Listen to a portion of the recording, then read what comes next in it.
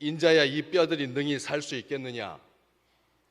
우리 하나님께서 에스겔 선지자를 권능으로 그리고 그의 영으로 골짜기 가운데 데리고 가서 질문을 하십니다. 매장되지 못한 채 오랜 세월 비바람에 씻기고 뜨거운 햇빛에 노출되어서 골짜기 지면에 아무렇게나 나들굴고 있는 힘이 많고 아주 마른 뼈,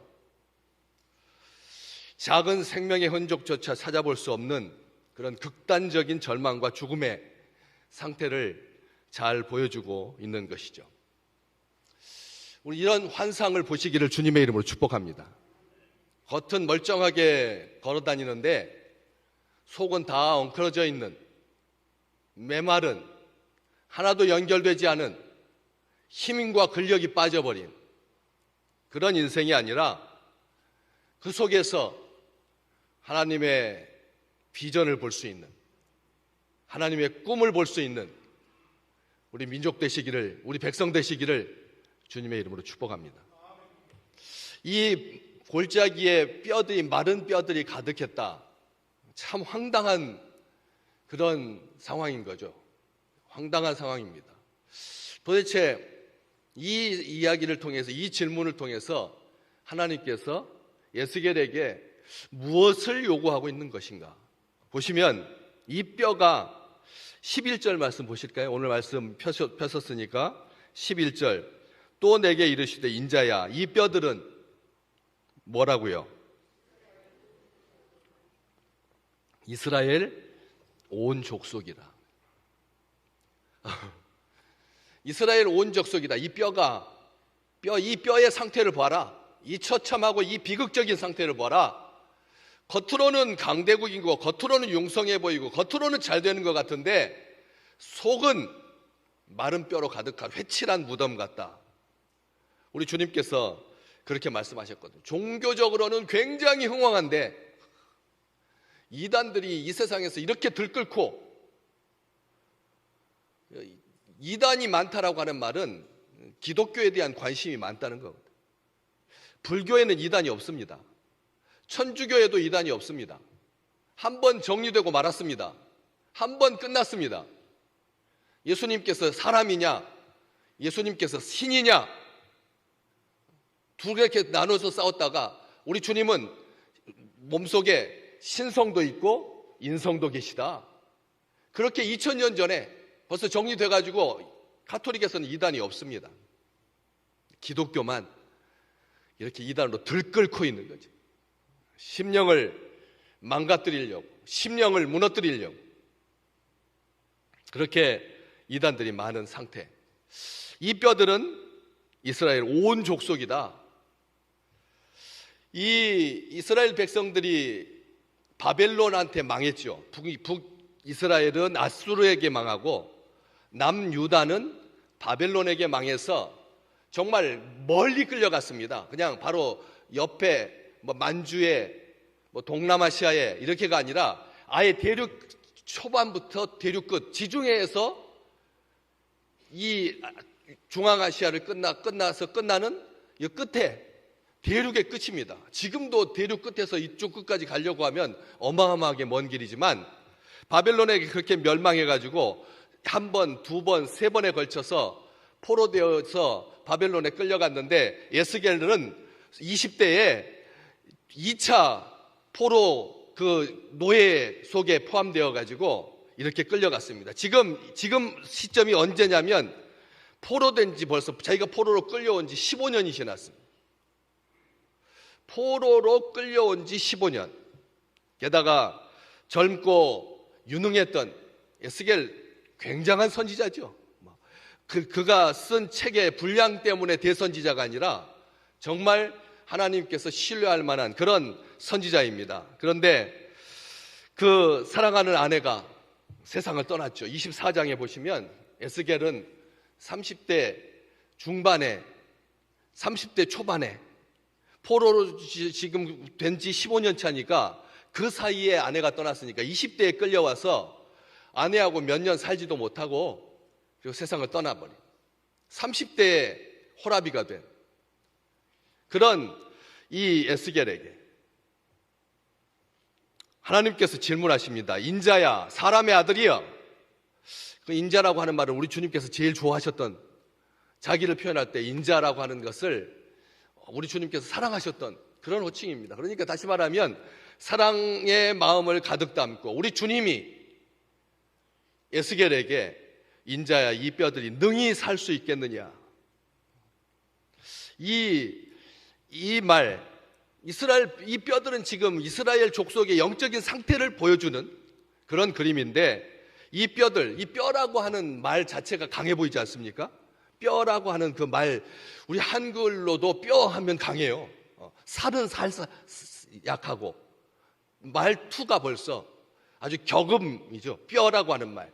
그래가지고 뼈가 강한 느낌이 드는데, 원래 히브리어에서도 이 뼈가 강하다라는 뜻입니다. 강하다, 많아지다, 강하게 하다. 전능하신 하나님의 역동적인 백성들이 겨우 한 번에 포로되어서 끌려온 이 사건을 가지고 심령이 녹아나서 하늘을 찌를 듯 했던 그 하나님의 백성, 군대의 사기는 어디 가고 강한 생명은 어디로 흩어지고 어떠한 대적에게도 두려움 없이 나가야 할 주의 백성들이 왜 이렇게 무기력하냐? 하나님께서 질문하고 계시는 겁니다. 코로나 4년째 코로나가 확진됐습니다. 제가 얼마나 기분이 약오른지요. 약오른지.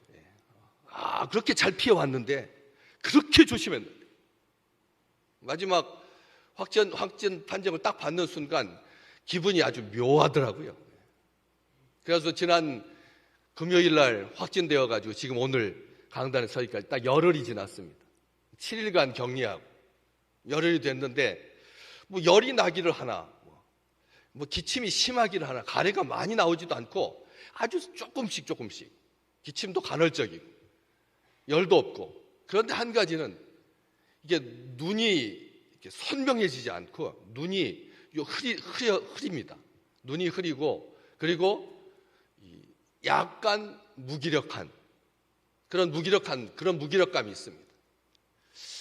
우리가 이렇게 독감 수준으로 관리되고 있는 이 코로나 시대에 이 코로나로 말미암아서도 사람이 이렇게 무기력해질 수가 있구나 라고 하는 것을 생각한다면, 마지막 때에 이를수록 악한 영이 주의 백성들을 향하여서 얼마든지 무기력하게 할 수 있겠다.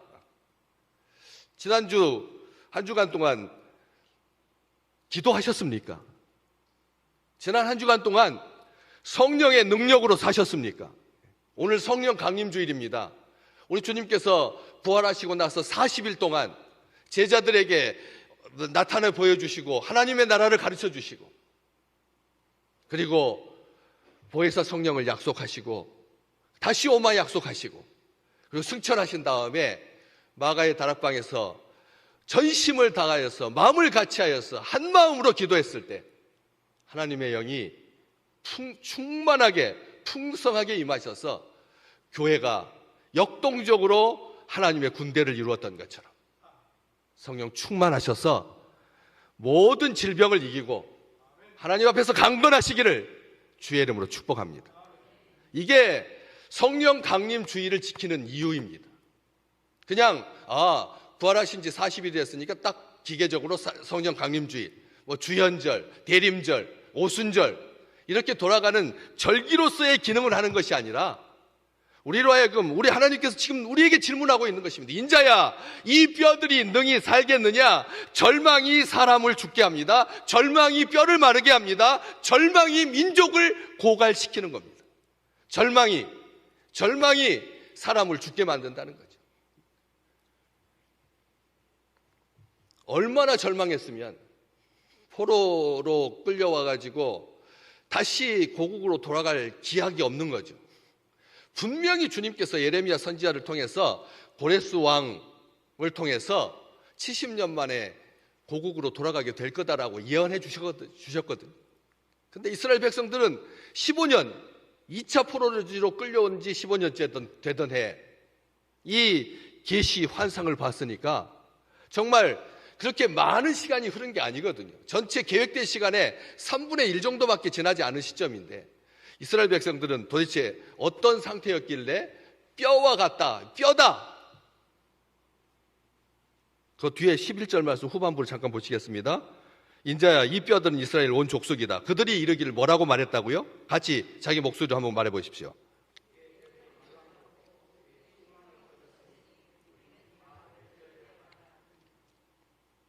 이스라엘 백성들의 정신 상태가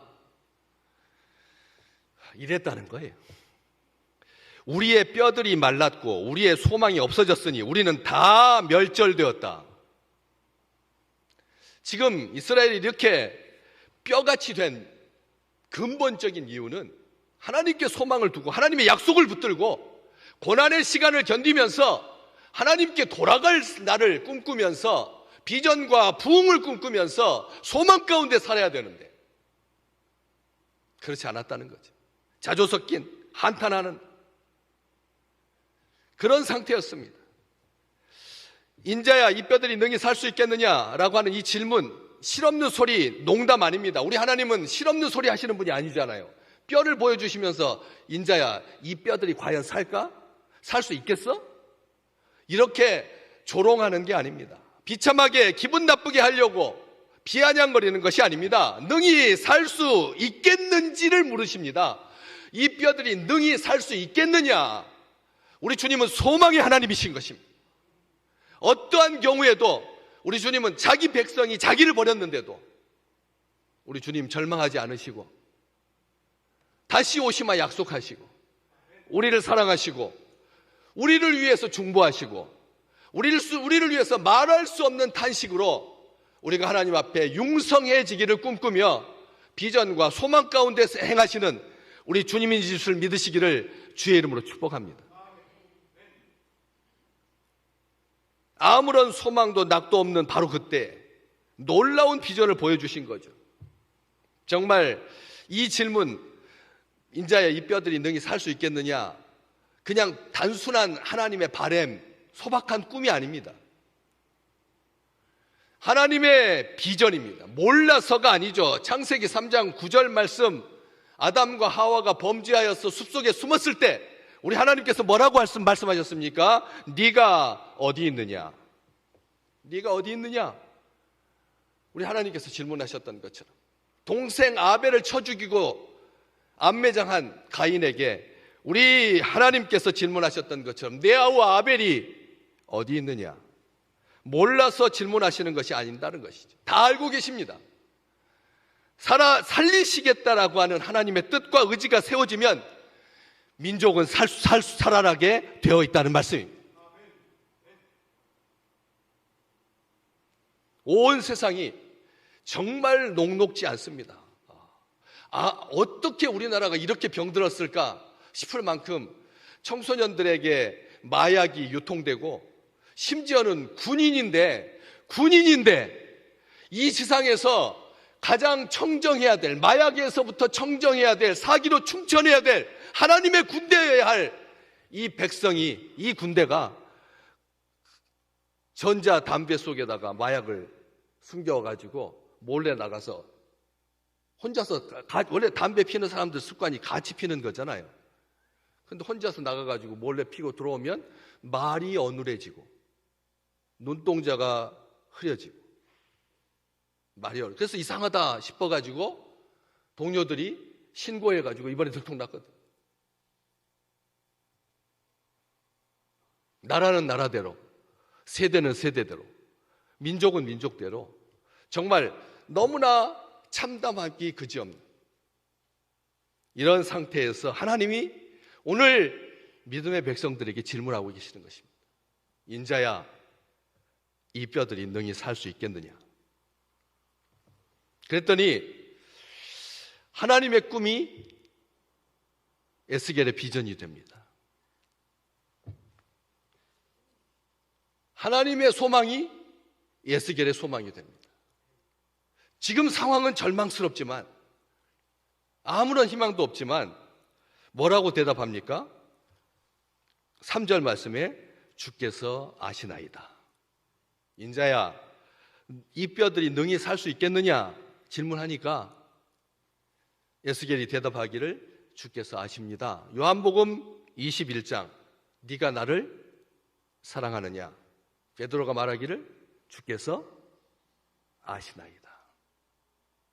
인간적인 생각으로는 불가능한 일이지만 하나님께서 원하시면 무엇이든지 가능하다라고 하는 것을, 오직 하나님만이 그 일을 가능하게 하실 유일한 분, 하나님을 제한하지 않는 그의 온전한 신앙 고백인 것이죠. 주께서 모든 것을 아십니다.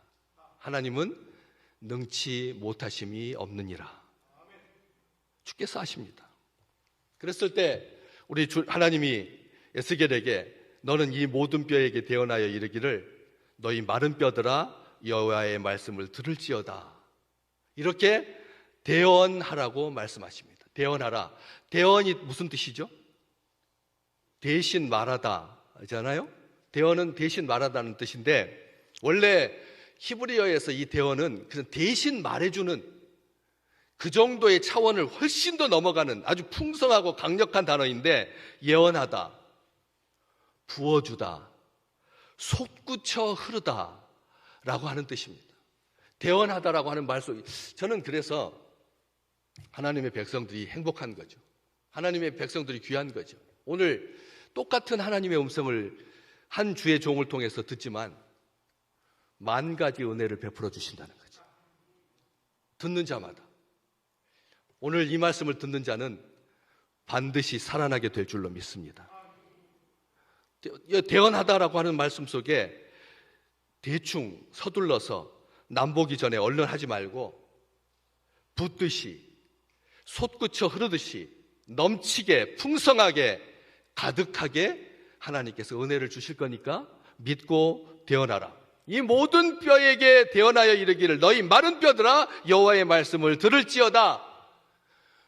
그 골짜기에 가득한 뼈 중에서 자기 가까운 쪽에 있는 쉬운 그런 뼈 한 조각한테 얼른 말하고 끝내는 것이 아니라, 사람이 많은 광장에서가 아니어서 얼마나 다행입니까?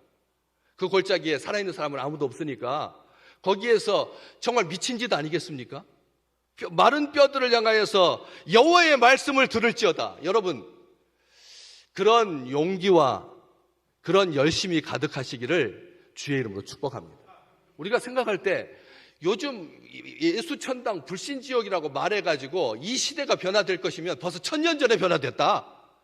많은 사람들이 효용가치가, 지금 전도의 효용가치가, 복음의 효용가치가 지금보다 더 땅바닥을 기었던 데가 언제 있었나? 라고 생각하면서 대언하라고 하는 말을, 전하라고 하는 말을 사람 많은 데서 하라고 했으면 창피를 무릅쓰고 했을 텐데, 다행히 살아있는 사람이 아무도 없는 뼈에게 대언하라고 하니까 그것만 괜찮은데, 만일 아무 일이 없었다면 우리 하나님은 실없는 분이 되고 에스겔 선지자는 광대가 되었을 것입니다. 미친 사람이죠. 뼈들 앞에 여호와의 말씀을 들을지어다. 그런데 그렇게 대언하라고 하나님께서 명령을 하십니다. 하나님의 말씀을 듣지 않으면 아무런 일도 일어나지 않는다는 말입니다. 아셔야 합니다. 우리가 오늘 아침에 오실 때 청명한 여름 하늘을 기대하면서 맑은 공기를 쐬시면서 그렇게 사뿐사뿐 높은 고지대를 밟는 사슴처럼 그렇게 오셨습니까? 고개를 드십시오.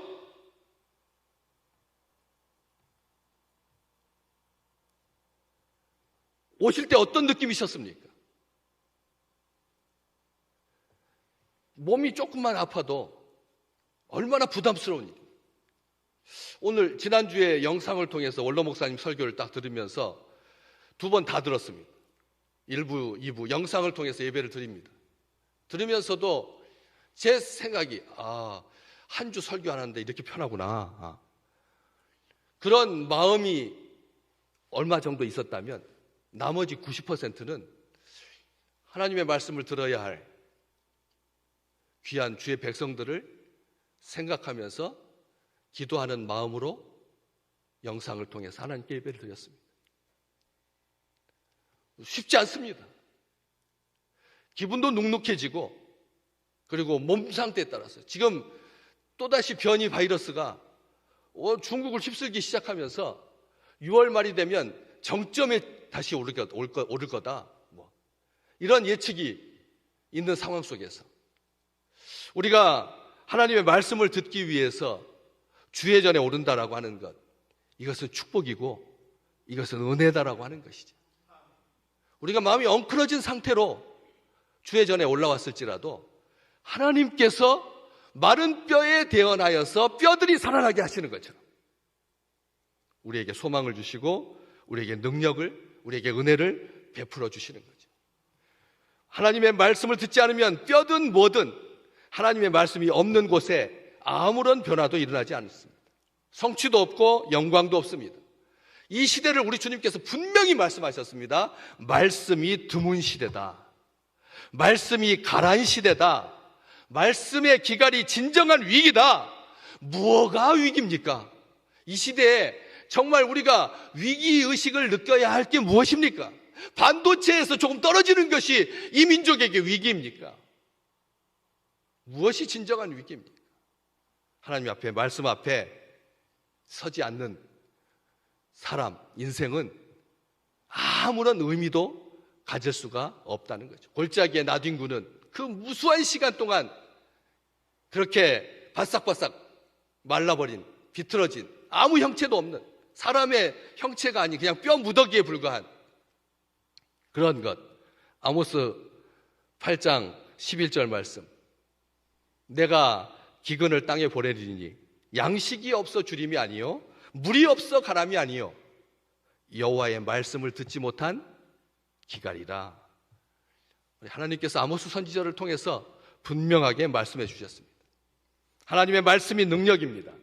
하나님의 말씀은 불 같아서 냉랭한 심령을 녹게 하고 방망이 같아서 굳은 심령을 격파하여 사람들로 하여금 하나님께 돌이키게 하는 은총의 기회인 것이죠. 예레미야 23장 29절 말씀 우리 같이 고백할까요?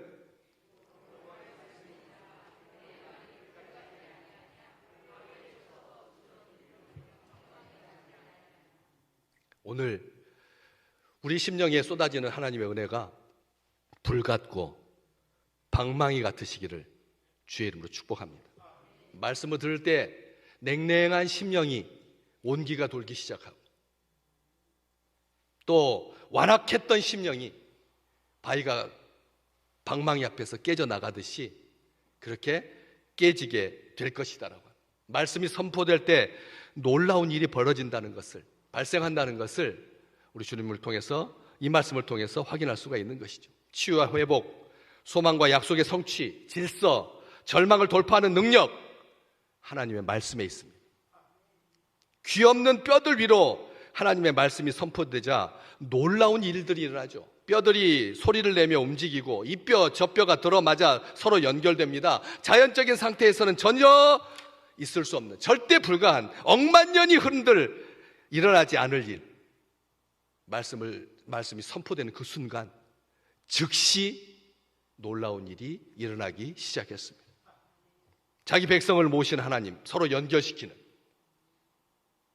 자기 백성을 하나님께서 모으십니다. 자기 양들을 우리 주님께서 모으시는 거죠. 소리가 나고 움직이고 이 뼈 저 뼈가 들이맞아서 서로 연결되고, 그때 그 뼈에 힘줄이 생기고 살이 오르고 그 위에 가죽이 덮이고 완전한 사람의 형상으로 다시 돌아오게 된 것이죠. 그런데 딱 그 뒤에 한 절 말씀, 그 속에 생기는 없더라. 생기는 없더라. 생기라고 하는 이 말이 5절, 6절, 8절, 9절에 2번, 10절 매 절마다 다 생기 이야기를 하고 있습니다. 아직 생기가 없는 시체에 불과한, 우리가 영화에서만 보는 그런 좀비 같은, 숫자는 많지만 아무런 능력이 없는, 햇빛이 두려워서 그늘 속에 숨어 있어야 하는, 사람의 모양은 가졌지만 속에 생기가 없는, 마른 막대기 같은, 지친, 피곤해 보이는, 경건의 모양은 있으나 능력이 없는, 잠들어 있는 세대요. 똑같은 것입니다. 우리 주님께서 에스겔에 말합니다. 9절 말씀, 인자야 너는 생기를 향하여 대언하라. 처음에는 마른 뼈들한테 대언하라고 하셨는데 이제 생기를 향하여 대언하라 이렇게 말씀하고 계십니다. 우리 2부 때 우리 조생기 장로님한테 이 말을 제가 생기를 향하여 대언하라 이렇게 말하려고 합니다. 생기, 살아나게 하는 것, 변화되게 하는 것, 생기입니다. 생기는 그냥 활발해지는 것이 아닙니다. 생기는 활력이 넘치는 것이 아닙니다. 여기에서의 생기는 히브리어에서 루아흐, 하나님의 숨, 하나님의 바람, 하나님의 생기. 창세기 1장부터 요한계시록까지 하나님의 영이, 하나님의 생기가 온 지면을 두루 다니셨던, 창조를 준비하셨던 그 하나님의 놀라우신 역사가 바로 이 생기라고 하는 단어이죠. 하나님의 영입니다. 하나님의 영이 없으면 아무것도 아니다. 그저 집단과 군상일 뿐이다. 힘도 능력도 없는 허수아비일 뿐이다. 그림자에 불과하다. 아무리 많아도 의미가 없다. 숫자에 불과하다. 두려워하지 마라. 생기야, 사방에서부터 와서 이 죽음을 당한 자에게 불어서 살아나게 하라. 이렇게 에스겔이 대언합니다. 생기에게, 하나님의 영에게 이 사람이 어떻게 대언할 수가 있겠습니까? 여러분, 생기를 향하여 대언하라. 생기를 향하여 대언하라고 하는 말은 생기가 어느 쪽에 있는데요? 향하다라고 하는 말은 어느 쪽에 있으니까 그쪽을 향하다는 뜻이잖아요. 그런데 생기는 원래 방향이 없는 거거든요. 그렇기 때문에 9절 말씀에 생기야 사방에서부터 와서 이 죽음을 당한 자에게 불어서 살아나게 하라 이렇게 말씀하시니까 다시 말하면 하나님의 영은 어느 곳에나 계시다는 뜻인 거죠. 어느 곳에나 오늘 성령 강림 주의를 지키기 때문에 성령께서 우리 가운데 미적미적거리면서 발 한쪽만 담그고 다른 쪽으로 가시려고 그렇게 거쳐가듯이 임시적으로, 일시적으로, 제한적으로, 상대적으로 임하시는 것이 아니라 항상 우리 곁에 계시다는 것이죠. 그러니까 생기를 향하여, 생기가 어느 쪽인데요? 어느 곳에 있든지 네가 어느 곳을 향하여든지 말하면 성령께서 들으시고 우리 주님께서 들으시고 우리 주님께서 응답해 주신다라고 하는 놀라운 말씀인 거죠. 그래서 생기야 사방에서부터 와서 이 죽음을 당한 자에게, 죽음을 당한 자들이 맞잖아요. 그 골짜기에 가득할 정도의 뼈라면 수만 명이 죽어가지고 매장도 되지 못한 채 비참하게 그렇게 썩어서 짐승들에게 뜯겨나가고 쥐들에게 뜯겨나가고 까마귀에게 뜯겨먹고 그래서 뼈만 남은 건데 여러 사람일 텐데 왜 뼈들이었는데 앞에 시작할 때는 마른 뼈들에게 대언하라고 했었는데 생기한테 대언하기를 이 죽음을 당한 자에게 단수로 되어 있거든요. 이 죽음을 당한 자에게 불어서 살아나게 하라. 아멘. 무슨 뜻입니까? 10,000명을 살리는 것도 1명 살리듯이 쉽다는 것입니다. 우리 하나님께서 살리시면 1,000명을 살리는 것도 1명 일으키듯이 일으켜주신다는 거죠. 우리 주님께서 지상에 계실 때 과부의 아들을 1명을 살리셨습니다. 회당장의 딸 1명을 살리셨습니다. 나사로 1명을 살리셨습니다. 우리 주님 10,000명을 살릴 수 있는 분이신데 한 명씩 살리셨거든요. 간헐적으로. 그것도 집중해서 같은 지역에서 동시대에 일어난 것이 아니라 따로따로 결국은 1명 살린 겁니다. 능력이 없어서입니까? 아니라는 거죠. 우리 주님께서 죽음당한 자, 살해당한 자 1명이든 1,000명이든 상관없이 하나님은 10,000명을 1명 살리듯이 한다는 것이죠.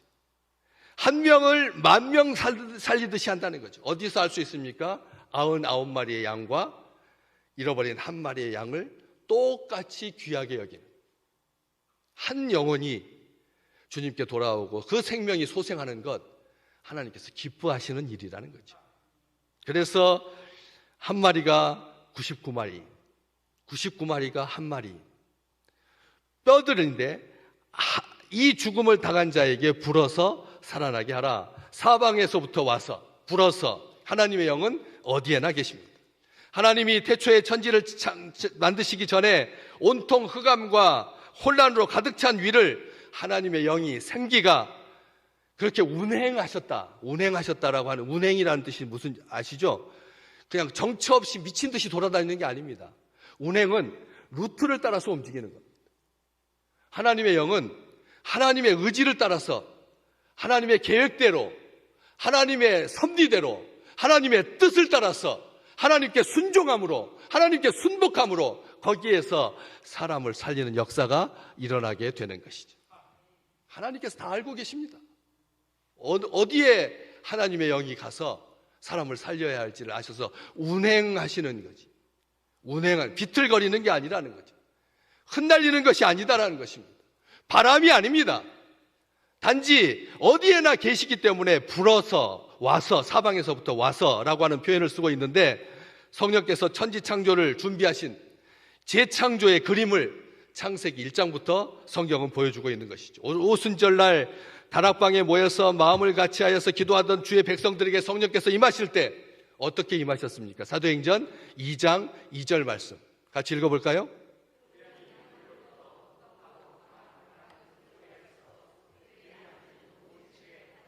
아멘.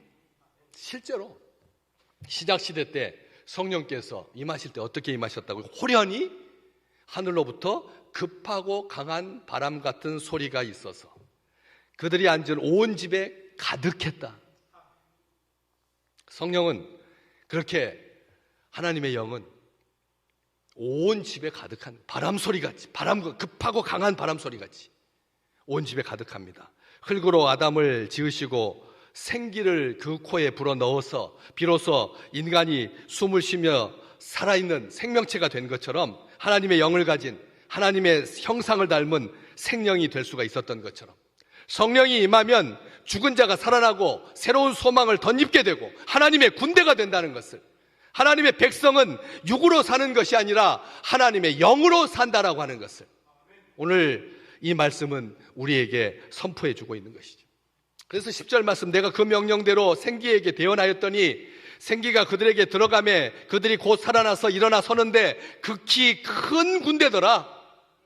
하나님의 권능에 의해서 살아난 뼈들은 오합지졸이 아니다. 뼈들로 있을 때에는 스스로 움직이지 못하는 쓰레기에 불과했지만 하나님의 영에 의해서 새롭게 생명을 부여받았을 때, 되살아났을 때는 곧바로 원수를 대적할 수 있는 하나님의 군대가 되었습니다. 우리가 생각할 때 우리는 정말 무기력합니다. 우리는 정말 아무것도 아닙니다. 훅 불면 넘어질 수밖에 없는 존재입니다. 믿음도 그렇고 신앙도 그렇습니다. 건강도 그렇습니다. 어느 것 하나 자신할 것 없어 보이는. 그렇지만 하나님의 영이 임하시면, 즉시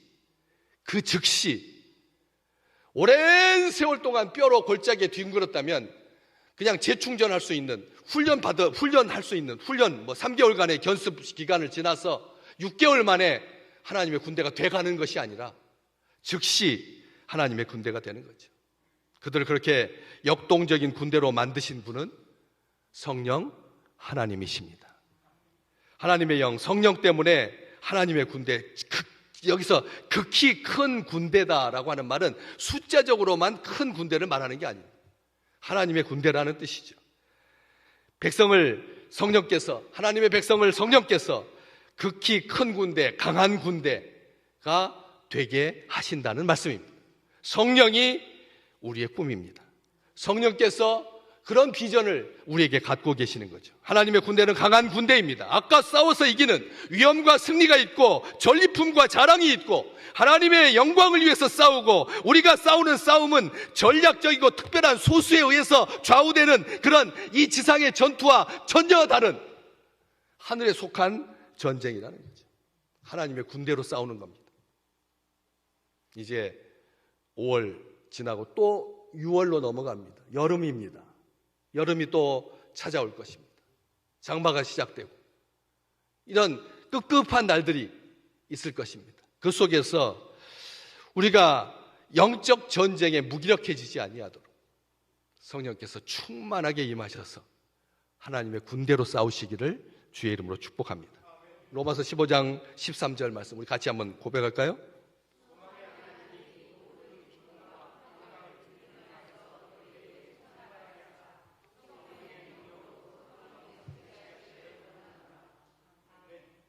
소망이 넘치시기를. 무엇으로? 성령의 능력으로. 우리의 소망은 성령의 능력으로 임하신 우리 주님의 영, 그리스도의 영, 하나님의 영, 나를 사랑하시는 소망의 영이신 줄 믿으시기를 주의 이름으로 축복합니다. 소망 가득한, 그래서 모든 전염병과 사냥꾼의 올무에서 덫에서 자유한, 그래서 의지적으로도 자유로울 뿐만 아니라 활력적으로도 생기가 충만하여서 악한 것을 넉넉히 이기는 축복의 백성들 되시기를 주의 이름으로 축복합니다.